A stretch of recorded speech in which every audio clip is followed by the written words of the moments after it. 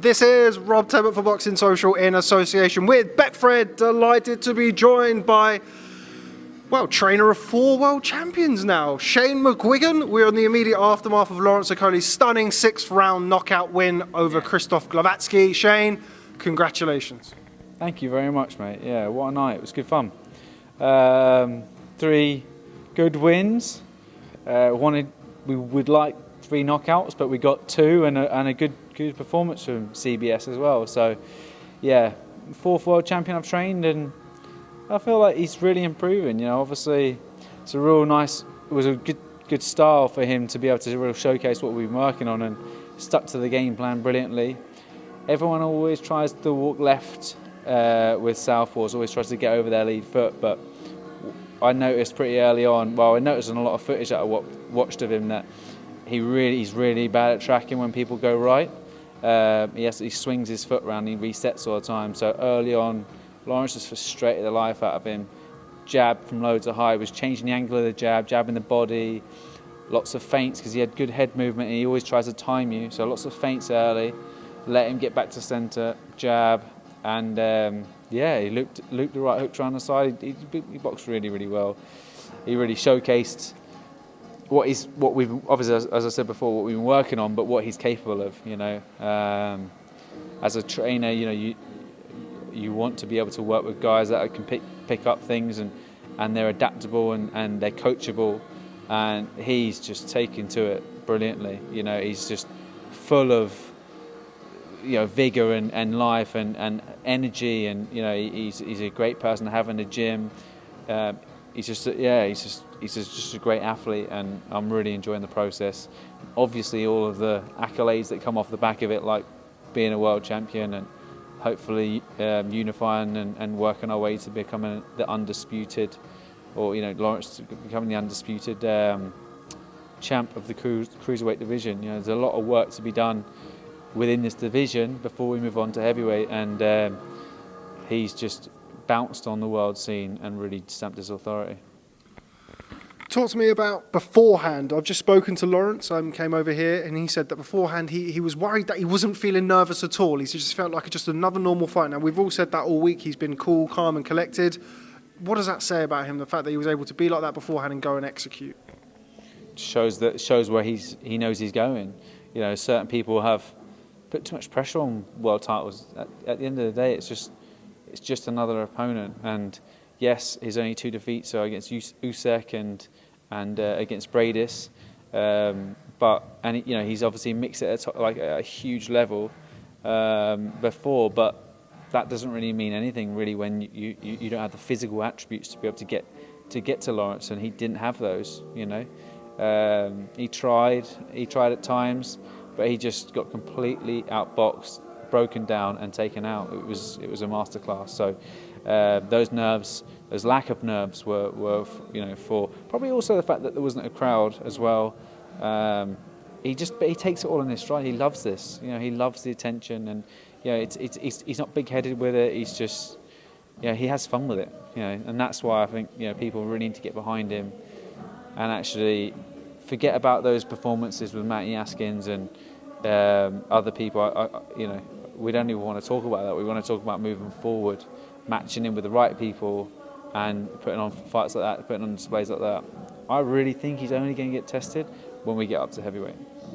Go back to the fight itself. You make a good point there about the jab. Not an easy shot to land against a southpaw, particularly someone tricky, and obviously the height difference between the two. How important was that, and how key was that to him getting the knockout eventually, landing that jab and varying that jab? Yeah, I mean, a lot of footage before was a fight that I watched a lot was the Steve Cunningham fight. Now, Steve Cunningham was Glowacki sits back. Now, he's not like a traditional southpaw. He's not moving his feet a lot. He sort of dips his head and he keeps his feet grounded. So that's why for us it was really important to move around him, but then also to stab in with a jab. And early on was jab at his hand, because I noticed in the fight against Cunningham was falling in, because he sits back, he's trying to reach him all the time, and it was just he was walking him onto shots. That's why he dropped him early in that fight. And as the rounds progressed, Steve Cunningham decided he'd just jab at his hands, Just jab at his hands, and he stood up. After that, he sort of stopped moving his head, and then he was able to get his jab and his right hand off. So the game plan earlier, obviously, just try and get the jab off, but just don't reach for it. Just keep flicking it in his hands. Let him go to central. If he goes to central, you can jab to the body, or you can aim for his back shoulder and jab to the head. So, it's hard to get off against a southpaw, but it's a really important shot to get off against a southpaw, because if you start going in guns blazing with the right hand, you can get timed over the top, and he's really good at walking people onto the right hooks, Glowacki. So that's why it was just take that right hook away from him and get that jab out. Now the finish. We spoke about the right hand all week. We've always spoken about Lawrence Okolie's right hand, concussive one-punch knockout power. That's what we saw tonight, and we saw it at the very, very top level. Definitely. He's always had world-class power as an amateur, but he smothers his range. He doesn't maintain his distance when he was jabbing before. All of his other fights before, I noticed that he could deliver that right hand, but it was like 1 in 10 right hands he was throwing. He was missing, and there were like 1 in 10 success rate of landing the right hand. Now, I think today, the fact that he was looping that right hook into the body, he was hitting the target a lot. He wasn't missing with the right hand. He was using the right hand sparingly. If you overuse the right hand, another thing is you weaken it. There's only so much explosiveness and power, and sometimes they can get numb and accustomed to your power as well. So use it sparingly, and he was stepping around him and whipping the right hook into the body. And now Glowacki has always dipped in, and one of the things that Brady's caught him with was the uppercut. But I didn't want to go looking for that shot earlier. I wanted to loop it into the right hook to the body. Now, if you hit the side of his head or if you hit something's better than nothing for Lawrence. And everything was a bent arm right hand until he stopped dipping as much. And then I said, right, well, I was saying after a few rounds when he stops dipping, you drive it straight. But you have to invest downstairs. You have to get him to stand up for it, and then you'll be able to land it. And it was literally probably the second straight right hand he threw. He threw one around before, but never really like with much intent. And the first time he got the opportunity, he really sank it in. And what a shot. It was the right thing. Referee did the right thing, stopped him because he got up at 9 or 8 and 9, but he was in no position to continue. He had oxygen. I went and saw him afterwards, and if he'd have continued, it would have been a really horrific knockout. What next? We saw the interview afterwards of Lawrence calling out Bradis. I was there with you and Eddie, and you were kind of really demanding that fight, for lack of a better word, Myris Bradis. Where next for Lawrence Okolie? You've mentioned undisputed. That's got to be the short-term goal at least. Yeah, I mean, talk about massive fights. Bradis is the one. He's won the Super Series. He knocked out Glowacki. I really believe Lawrence Okolie is only going to get tested when he boxes Bradis. Now, if we don't call him out now, he's away to heavyweight. Eddie tries to say he's away to heavyweight already, but that's the promoter's job. Entice him back for one final hurrah at cruiserweight. The cruiserweight division hasn't seen anything like Lawrence Okolie. So, of late, I think he's such a destructive, heavy puncher. If Bradis, if he really wanted to test himself, he'd do it. I mean, obviously, it's my job to try and entice him to get that fight, but I think it makes sense for him and it makes sense for us, because as I said, if we wait too long, he's gone. Now, what's he going to do? Go up and try and fight AJ Fury? There's Usyk's already. He's the last guy to go up there. He's still in waiting. So, he doesn't struggle to make 14 stone 4, 200 pounds. Can we get him back? Can we get him to do one more? Gulamarian is boxing Igorov. We got Makabu, who's another option. Got plenty of fights there, but personally, I would like the Bradis fight because it's the one that makes it's for all the marbles, and it makes the most sense because he's the one that has all the credibility and recognition, and that's what Lawrence wants. I'm going to try and move quickly through here. I've kept you waiting all night, as I often do, after these big events. Do appreciate your time. Anthony Fowler. I think a lot of people were billing this as kind of an opportunity to see where he's at. Jorge Fortea went the distance with Murtazaliev. IBF number 1. IBF number 1, as people have been referring to him. His name is Bakram Murtazaliev. We went the distance with him. Very, very impressive performance from Anthony Fowler. Third round stoppage of a guy who really came, and a lot of people were expecting, including Anthony Fowler, him to hang around. Yeah, I mean, he came to win. He caught out with a good right hand beforehand, but like, Ant's going on about British title fights. He wants to fight these domestic guys, but my ambition is to just push him on through, because he's 30 years of age. This is the time that he needs to be making waves and actually stepping up. And yes, it's only our third fight together. Well, second real proper fight, because the first one was against Tete. It wasn't much of a fight, but he's making a lot of progression, and I'm seeing a lot of improvements. And I really believe he beats Sergio Garcia. I do. I mean, it would be nice for him to win a British title, and obviously he's a massive boxing fan, so he wants to do it the traditional route: British, then European, and then work his way up, have a couple of defences, work his way up to try and get a world title shot. But we can hang around. Fitzgerald's the fight that makes the most sense, but he's vacated the British title. Now that's up for grabs. So for us, I'd say, let's just crack on. Let's just skip it.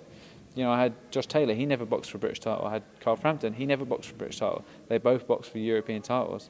They both had Taylor didn't. He didn't have a domestic clash, but he had obviously a Howard Davies at quite a decent level, and Frampton had Quigg. So there's still domestic fights that you can have, but further on down the line. Now we could rematch Scott Fitzgerald as a champion.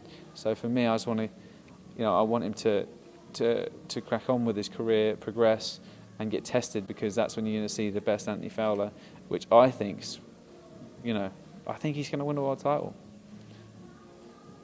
What were you most impressed with his performance tonight? Staying alert. He did get caught with the right hand when he sort of rushed in, but he hasn't. I know.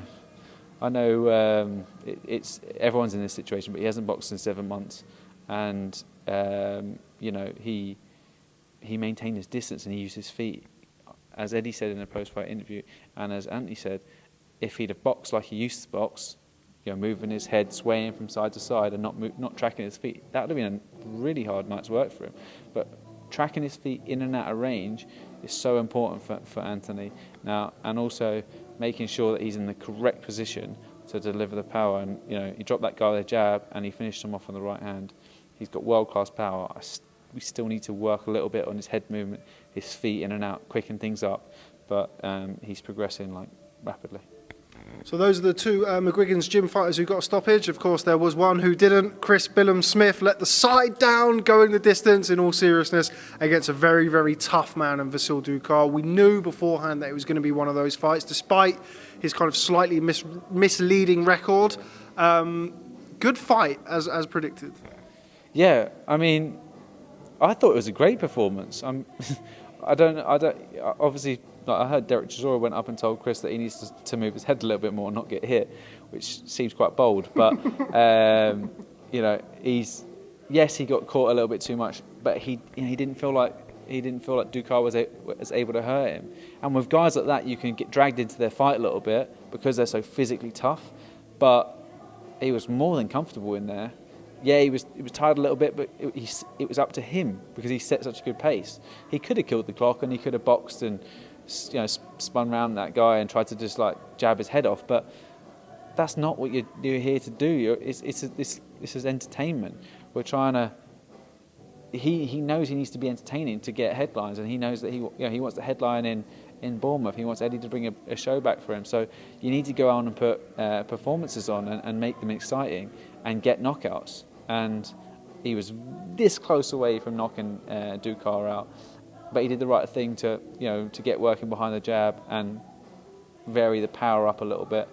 But all in all, I mean, that yes, there was some flaws there, and he got caught a little bit too much. But if he was comfortable, dropped him. I think he dropped him twice. No one's done that before. So Igorov, he's just gone 10 rounds with Egorov, who's fighting Gulamarian for the world title. Russian guy knocked everybody out in the amateurs as well. Chris Billam-Smith had one knockout in the amateurs out of his 44 fights with 31 wins. And it's he's looking like an absolute problem, and he's improving. And you know, sparring with Lawrence Okolie is bringing him on all the time and being, you know, and being in and around people with winning mindsets means that he's just progressing really quickly. So he's got speed. He's not a massive one-punch knockout artist, but he dropped Ducard twice, which other people haven't done. That would have been on paper, you know, more naturally heavy-handed. So yeah, you got to just look at the opposition. Yeah, that guy wasn't technically gifted, but he was a tough nut, and Chris broke him down, and I think beat him up more than anyone's done in the past. Moving on, what's coming up next for you? You've got 3 fighters that have just boxed. Luke Campbell, of course, boxed at the start of the year. A little bit of time off now. Yeah, Luke's going to have a bit of time off. He was there tonight. I didn't know he was there. He sent in a voice note and he sent a picture to our group chat. I was like, Jesus, like, why don't you put your head back to the dressing room, and you know, but obviously with his COVID restrictions and stuff, he couldn't. But he's a little bit heavy at the moment, but he's still in shape, and we will sit down and have a good discussion. I mean, he's a top lad, and he didn't want to, you know, come down to the gym and have a discussion until after the guys have fought. So I think, you know, we're going to sit down and assess what he wants to do. You know, if he wants to continue, or if he wants to move up to 140 and roll the dice there. But you know, he deserves a long layoff, and he's been in this business a long time. He's competed with the top boys, so we'll see what he wants to do. Like, it's one of those ones. I think time's going to tell for him. He's in no rush to make a decision, and I keep saying that because some days, yeah, you might wake up and feel like, you know, like, didn't really work out for me. And other days you might, you know, wake up and want to prove all the critics wrong and go out and get your hands on the world title. So yeah, it's just going to be a waiting game. And I chat to him all the time. We just don't talk about boxing yet. So we'll talk about boxing in a little bit. But he's just enjoying himself. And for you, bit of rehab on the shoulders. I know you've been taking some good whacks from those big bulky cruiserweights, and Anthony Fowler, who can also hit a little bit. What's the plan for you in the next few weeks? Spend some time with Josephine, my girlfriend, and I'd love to get away. I don't think we can. So actually, I know we can't. So yeah, just chill. Get out of the gym for a bit. I'm sure we'll probably be back in and miss another holiday. It's really annoying because I never get all of the guys out on the one time, and I never get 2-3 weeks off. And the one time I do, I can't go away. So yeah, it doesn't matter though. I'll just chill, and there's plenty of stuff to do in the UK. Quick couple. I know I'm keeping you way past the time that I told that I'd let you go. It was behind closed doors tonight. There wasn't any fans, but it sounded like there was because a certain Barry McGuigan was there cheering on McGuigan's gym. I had I was going to say pleasure, but I'm not sure it was that, of sitting next to him and having him in my ear all night. One, can you hear him when all of that's going on? And two, what does that say about Barry? Look, I can. I actually I turned around and I think I told him to drop it down. I love my dad, absolute legend of a man. He's been under a lot of criticism. It's all a load of fucking bollocks, and I get really passionate about having him around and keeping him involved in my stable, because what he brings is experience, Hall of Famer, and he'll go down in the history books as being an actual iconic boxer. There's plenty of world champions out there, but he was iconic for what he did, and he's done everything in the sport, but he's screaming, you know, for Chris Billam-Smith, for Anthony Fowler, for Lawrence Okolie, and you know, he just wears his heart on his sleeve. So he goes around and makes sure everyone doesn't mess around with hand wraps, all our opponents, and you know, having him on my side and the boys' side is invaluable, no matter what all these plebs say. Final word on the man himself, just behind us there, the new WBO World Cruiserweight Champion. Been a great journey so far, but I know you well enough to know that this is just the beginning for you and Lawrence Okolie. Definitely. There's huge things to come with that guy, and you said the other day you're going to have a lot of fun with him. mainly because he's such a good laugh, takes everything in stride, but he's got so much to achieve in this sport, in the cruiserweight division, and obviously up at heavyweight. So it's exciting. I'm looking forward to it, and time's going to tell how good that guy can be, but I know he can be great. Here we are again, another world champion, another post-fight interview. Shane McGuigan, always a pleasure, not just today, not just this week, but all of the other times. Congratulations on another world champion added to your stable. I know how hard that you yourself have worked for it along with the guys. Congratulations, you deserve all of the plaudits that have come in your way all over social media. I hope you get your just credit as well as the guys, and I'm sure I will catch up with you soon. Thanks very much, as always, for speaking to Boxing Social. Thank you very much, mate. I said it a while ago, you're only as good as your fighters, and I'm lucky to have them, so I really appreciate it.